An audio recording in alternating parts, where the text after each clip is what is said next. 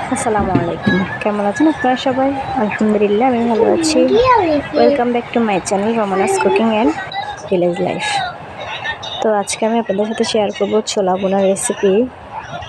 এখানে আমি রাইস কুকারে করতেছি।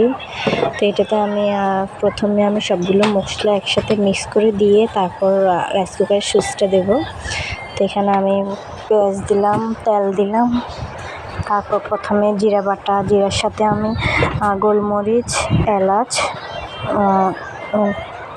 গোলমরিচ, জিরা মিক্স করে একসাথে বেটে নিয়েছি। তারপর দারচিনি বাটা দিলাম, তারপর রসুন বাটা, আদা বাটা, তারপর হলুদ গুঁড়া, মরিচ গুঁড়া, লবণ দিয়ে ভালো মতো মশলাগুলোকে মিক্স করে তারপর আমি রাইস কুকারের সুইচটা অন করে দেবো।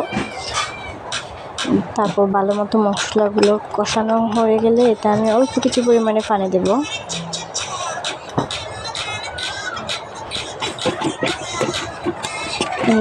আমি মশলাগুলো মিক্স করে নিতেছি, আপনারা দেখতেছেন। আসলে আমি নতুন ভয়েস দিতেছি, তো যার কারণে আমি ভিডিওর সাথে ভয়েসটা অ্যাডজাস্ট করে দিতে আমার একটু অসুবিধা হয়ে যায়।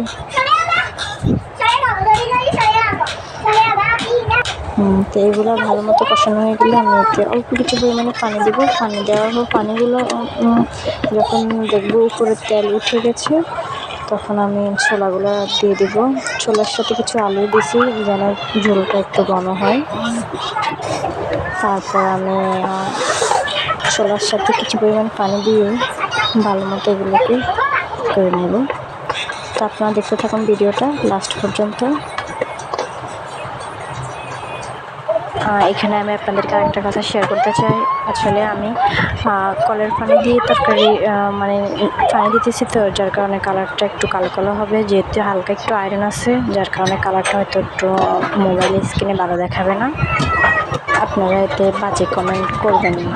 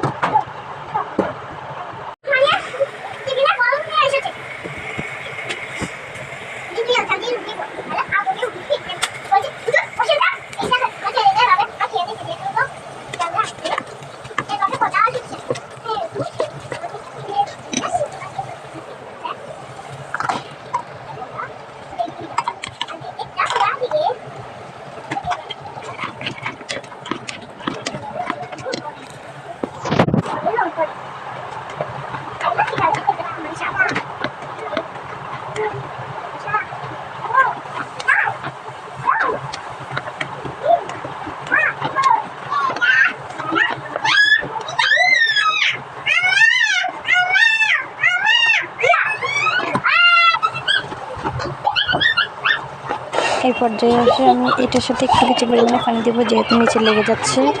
তো পানি দিয়ে ভালো মতো করে মিক্স করে নেব। একটু জল করে রাখবো, তো সেজন্য।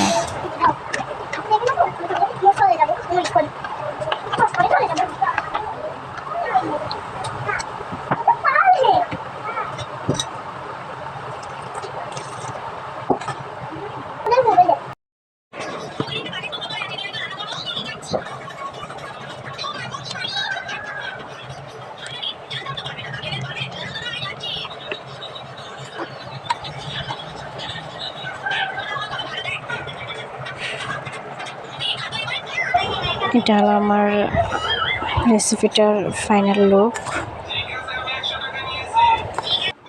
তো আজকে এই পর্যন্ত। ভালো থাকুন আপনারা সবাই।